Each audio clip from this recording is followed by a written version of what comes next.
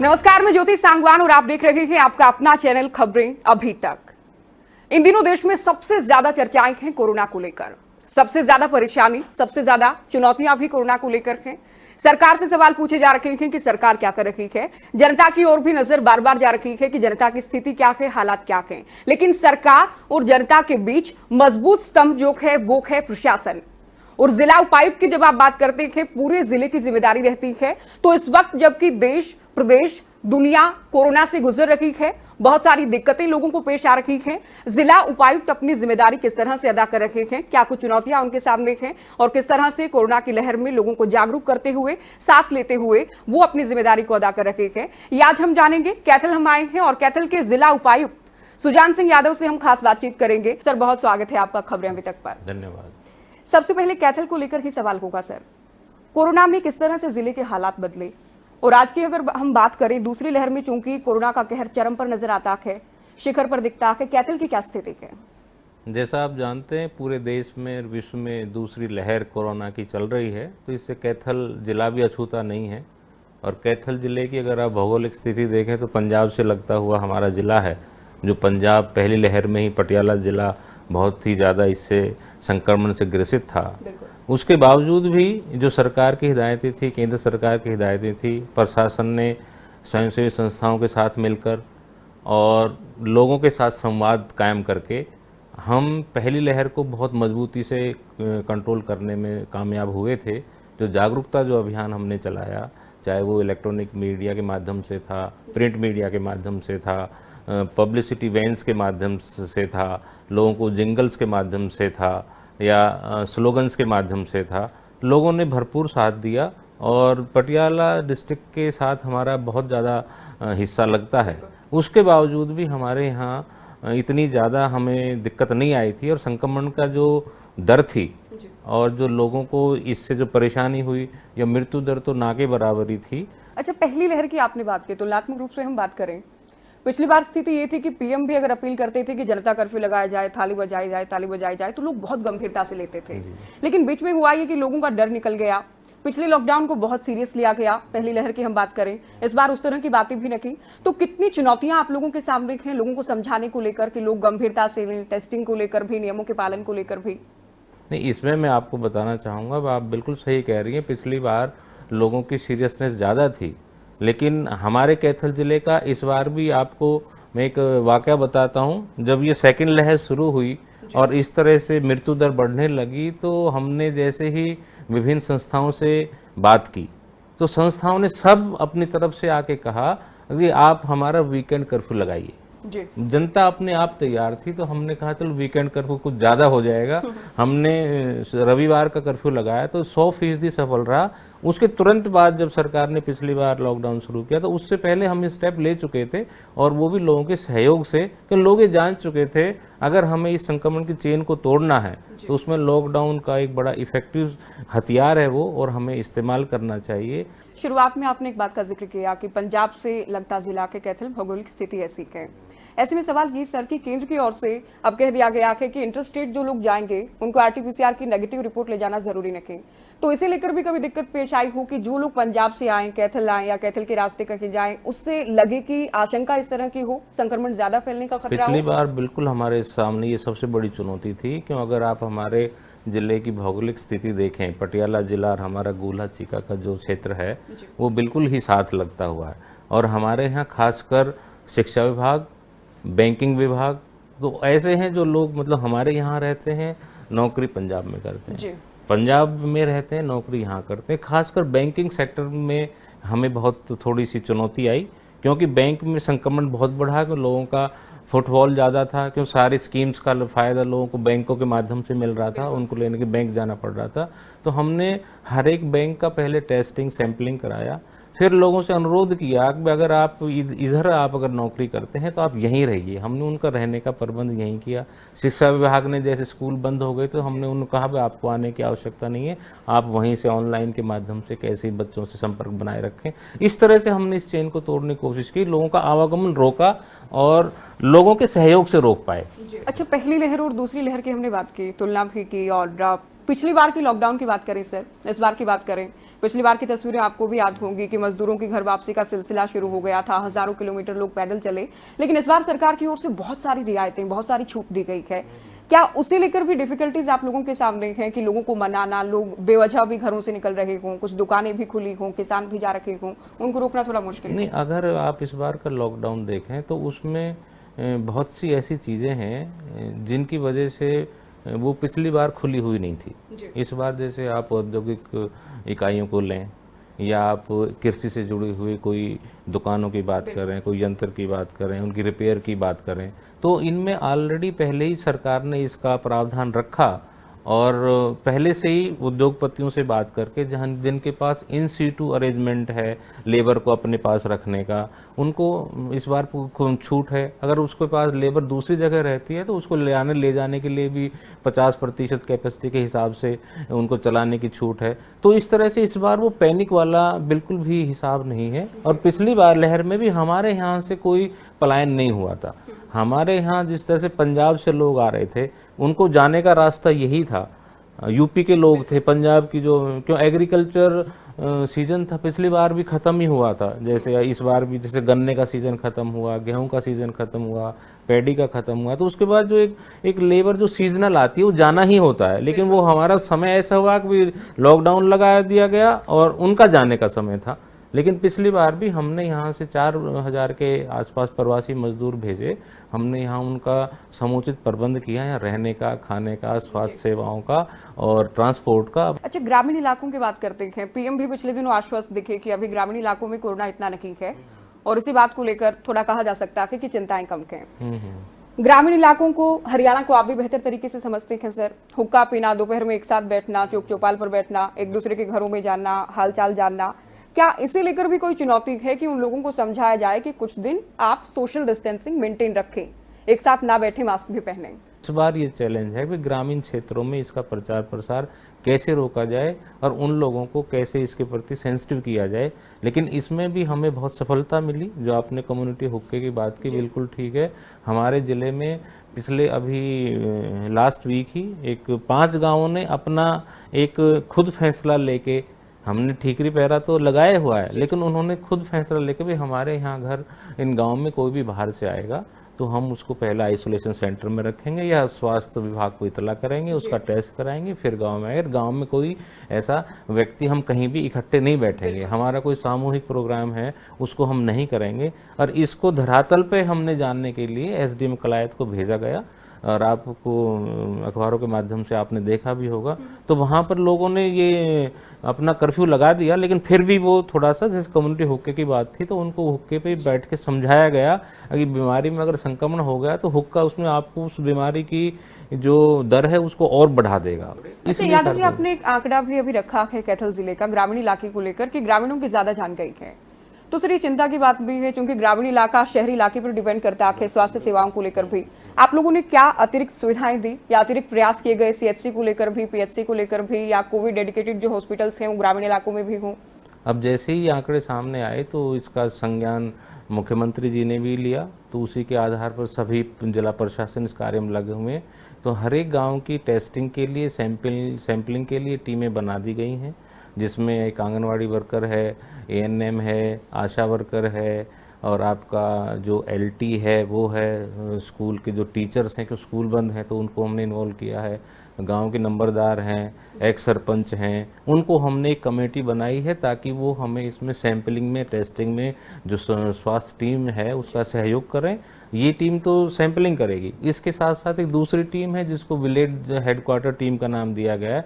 उसमें हर गांव में हमारे पास एक सार्वजनिक स्थल है, चाहे वो आपका धर्मशाला है, चौपाल है, या आपका ग्रामीण सचिवालय है, आपके स्कूल है, उसमें हमने 20-25 बेड्स का आइसोलेशन सेंटर बनाया है। क्या आप आश्वस्त हैं इस बात को लेकर कि कैथल में कहीं भी किसी भी अस्पताल में ऑक्सीजन की कमी नहीं है, या आप सुनिश्चित करें इस बात को कि कमी नहीं होने दी जाएगी? ये मैं आपको बताते हुए बहुत खुशी हो रही है कि हमारे ज़िले में कभी अभी ऐसा कोई हादसा नहीं हुआ है जिसमें कोई किसी की मौत हुई है तो ऑक्सीजन या कोई दवाइयों की कमी से हुई हो। और हमारे पास भरपूर मात्रा में ऑक्सीजन की उपलब्धता है, जो इंजेक्शन्स हैं उनकी उपलब्धता है, सरकार ने एक कमेटी बना रखी है। कोई भी डॉक्टर अगर कोई आपको रेमडेसिविर इंजेक्शन प्रेस्क्राइब करते हैं तो उसके लिए एक कमेटी है और उसको ओपिनियन सभी लेके हम उसको उपलब्ध कराते हैं। तो हमारे यहाँ ऑक्सीजन की चाहे रिफिलिंग प्लांट और स्टोरेज प्लांट ना होने के बावजूद हमने ये सुनिश्चित किया, जहाँ से भी हमें कोटा अलॉट किया सरकार ने, जींद से लेना है या अपने कुरुक्षेत्र से लेना है, हमने दिन रात मेहनत करके हमारी टीम ने, हमारे इसमें 5-7 HCS ऑफिसर्स लगे हुए हैं, उनके और टीम लगे हुए हैं, लेकिन हमने ये सुनिश्चित किया और अब तक हम इसको सुनिश्चित करने में कामयाब रहे हैं कि हमारे यहाँ कभी भी ऑक्सीजन की कमी नहीं रही। अच्छा, बहुत जगह से ये खबरें भी आती हैं कि वेंटिलेटर्स तो हैं लेकिन प्रशिक्षित लोग नहीं हैं, उनको चलाने के लिए लोग नहीं हैं।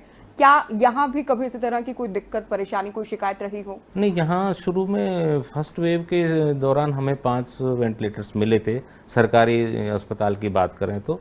नहीं, जो हमने 2 प्राइवेट कोविड हॉस्पिटल्स बना रखे हैं, शाह हॉस्पिटल है, सिग्नेस है, उनमें ऑलरेडी वहाँ पर से हमारे पास वेंटिलेटर्स थे, प्रशिक्षित स्टाफ भी था। पिछली बार हमें 5 वेंटिलेटर्स मिले थे और उनको इंस्टॉल कर दिया गया था, प्रशिक्षित स्टाफ भी मिल गया था। इस बार हमें को और 10 अलॉट हुए हैं और साथ साथ सरकार ने वेंटिलेटर के साथ साथ जो उसके संबंधित जो स्टाफ था वो भी हमें दिया है। तो यहाँ कोई इस तरह की कोई कमी नहीं है। अच्छा, आपके रूटीन में क्या तब्दीली आई है? क्योंकि जिला उपायुक्त हैं आप, बहुत बड़ी जिम्मेदारी है, और हरियाणा से आप में तो आप जानते होंगे कि हरियाणा में किसी को बहुत ज्यादा कुछ कहना हो तो कि आप कौन से डीसी लगे हैं, तो सर आप तो डीसी लगे हैं और बहुत सारा काम, बहुत सारी जिम्मेदारी, बहुत सारी चुनौतियां आपके सामने हैं।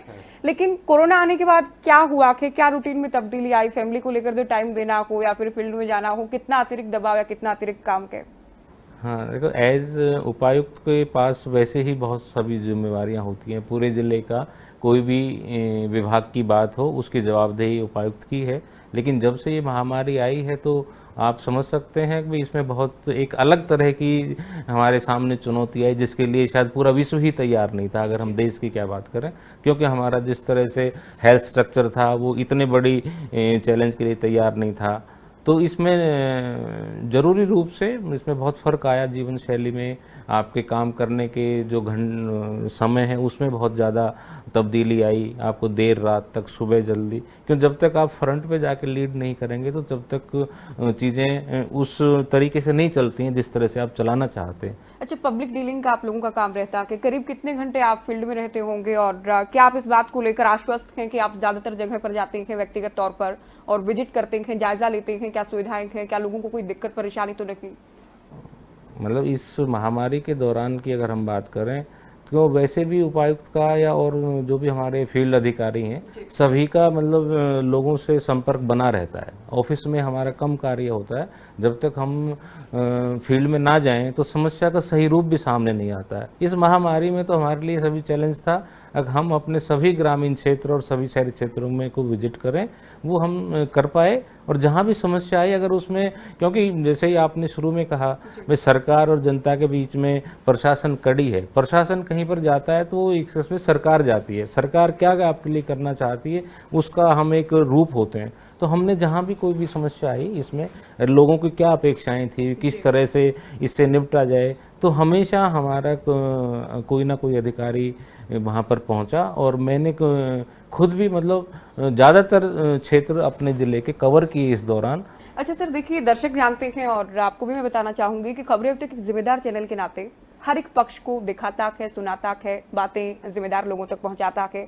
आपको लेकर भी बहुत अच्छा रिस्पांस मिलता है कि आप बहुत सारी ग्रुप्स में हैं, व्हाट्सएप ग्रुप्स में हैं आप, यहाँ तक कि लेट नाइट भी अगर किसी को कोई दिक्कत परेशानी होती है तो आप रिस्पॉन्ड करते हैं, ये आप बेहतरीन बात आप में है। कैसे आप इस बात को देखते हैं और कैसे इस बात को सुनिश्चित करते हैं कि अगर रात के 11 या 12 बजे भी कोई मैसेज आता है, किसी को दिक्कत है, तो आप पर्सनली उसको सॉर्ट आउट करते हैं? तो ये हमारी नैतिक जिम्मेवारी है। मैं जहाँ तक मेरा व्यक्तिगत तौर पे मानना है, अगर आप किसी ऐसे ओहदे पर हैं जहाँ पर जनता की निगाहें आपकी तरफ ही हैं, क्यों सरकार उसके लिए तो सबसे मतलब सरकार की जो नीति है या सरकार का जो कार्य है वो आपके माध्यम से होना है। तो ऐसे में मेरा व्यक्तिगत तौर पर ये मानना है, अगर 11 बजे या 12 बजे कोई मैसेज किसी ग्रुप में आ रहा है तो मैं ये मान के चलता हूँ भी कोई ऐसी ज़रूरी चीज़ है जो ये मैसेज आ रहा है तो उसमें अभी हमें कोई ना कोई उसमें कार्रवाई करने की आवश्यकता है।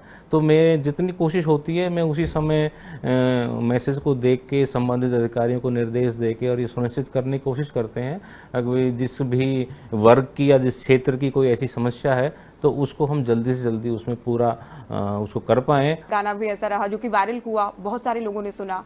तो अधिकारी होकर अमूमन ये समझा जाता है या ये कहे कि लोगों में है कि लोग पढ़े लिखे हैं, इंटेलिजेंट हैं, आंकड़ों पर बात करते हैं, लेकिन सिंगिंग की दिलचस्पी आप में कैसे कोई? सिंगिंग की दिलचस्पी की जहाँ तक बात है, मेरा शुरू से ही थोड़ा रुझान ऐसा रहा। अगर आप अखबार पढ़ रहे हैं या कोई आप किताब पढ़ रहे हैं, उसमें कोई ऐसी चीज़ आपको अच्छी लगती है जो आपके जीवन के यात्रा के साथ जुड़ी हुई है, तो मैं उसको थोड़ा नोट कर लेता हूँ। मैंने कोई प्रोफेशनल सिंगिंग का तो नहीं मैंने कभी किया, लेकिन जैसे स्कूल के दिनों से ही डिबेट में करना या अपना एक अंताक्षरी हुआ करती थी उन दिनों, तो उसमें उसमें पार्टिसिपेट करना, इसके लिए माहौल घर से मिला। क्यों, मेरे पिताजी अध्यापक हैं, तो शुरू से ही उन्होंने हम सभी को पब्लिक में कैसे बोला जाए, उनके लिए उन्होंने हमें थोड़ा तैयार करने की कोशिश की। और जो जैसा आपने कहा, लोगों के दिमाग में ये भी होता है कि अधिकारी लोग अच्छे वक्ता नहीं होते और इस तरह की बातें नहीं होती, तो उस चीज़ को भी जैसे लोगों ने देखा, और जगह का भी मेरे साथ ऐसा अनुभव है, लोगों ने ये कहना शुरू कर दिया भी आप पहले क्या टीचिंग में थे या क्या थे, उनके ऐसा कुछ नहीं और था। उससे आप पब्लिक से अच्छे से कनेक्ट हो पाते हैं, ऐसी बात करते हैं, लोगों का आपके पास आने का जो कॉन्फिडेंस है वो बढ़ता है, और एक सही चीज आपके सामने आती है, और सही अगर कोई समस्या आपके सामने आती है तो उसको आपको उसका निदान करने में भी आपको आसानी मिलती है। आपका कोरोना को लेकर एक गाना है सर, आपने गीत गाया है और बहुत से लोगों ने सुना होगा, लेकिन हमारे दर्शकों ने जिन्होंने नहीं सुना के वो भी सुनना चाहेंगे। क्या अपील आपने की और क्या ये गाना है, अगर आप सुनाएं? मास्क आप थोड़ा अगर हटा पाए, क्योंकि देखिए आवाज दर्शकों तक अच्छे तक पहुंच पाएगी। आप इस कोरोना जो महामारी है, अगर आप इसमें देखें, और मेरा जो आकलन है इसमें लोगों का मनोबल बहुत नीचे है, और इस बीमारी से लड़ने का एक जो सबसे सशक्त हथियार है वो है कि आप मनोबल अपना ऊंचा रखें, संयम रखें, अपने ऊपर यकीन रखें। और जो सरकारी व्यवस्थाएं हैं, ये चीज़ हमें पता है कि सरकारी व्यवस्थाएं जिस तरह से महामारी इतने बड़े स्तर पर एकदम आई, उसके लिए हमारा स्वास्थ्य जो इंफ्रास्ट्रक्चर है इतना ज़्यादा तैयार नहीं था। तो फिर भी पिछले दिनों में सरकार ने, गैर सरकारी संस्थाओं ने बहुत कोशिश करके हर पेशेंट को, हर मरीज को हर संभव सहायता उपलब्ध कराने की कोशिश की। लेकिन क्योंकि इस बीमारी में आपके साथ आपका अटेंडेंट नहीं रह सकता, अगर हम अपनी पुरानी बीमारियां देखें या सभ्यताएं देखें, तो अगर कोई बीमार है तो उसके आसपास 3-4 लोग बैठ जाते थे, उसका आधा दर्द वैसे कम हो जाता था। लेकिन इसमें क्योंकि पेशेंट अकेला रहता है, तो उसका अकेले जो उसका मानसिक जो स्तर है, जब मानसिक जो उसका संतुलन है वो बना रहे, ये बहुत बड़ा चैलेंज है। तो इस चैलेंज के लिए मैंने फिर लोगों से कहा भी जहाँ तक दवाइयाँ अपना काम कर रही हैं, डॉक्टर्स अपना काम कर रहे हैं, लेकिन आप अपना अगर मानसिक जो मनोबल है उसमें आप विश्वास रखें, संयम रखें, तो आपको इस बीमारी से जीतने में और जो इसका पीरियड है 12 या 15 दिन का, उससे पार करने में आपको बहुत मदद मिलेगी। और मैंने ये संदेश देने की कोशिश की, अगर आप अपना यकीन रखें, क्यों हर एक कमी तो हर जगह होती है, मैं ये नहीं कहता कि कमी हमारे यहाँ नहीं है, कमी हर जगह है, लेकिन कमियों को ना लेके, आलोचना ना करके, जो हमारे पास है हम उसका सदुपयोग करें, और जो हमारी जो कर्तव्य बनता है भाई हम अपने ऊपर विश्वास रखें, अपने सिस्टम पर विश्वास रखें, तो हम इस चीज़ से बेहतर तरीके से निपट सकते हैं।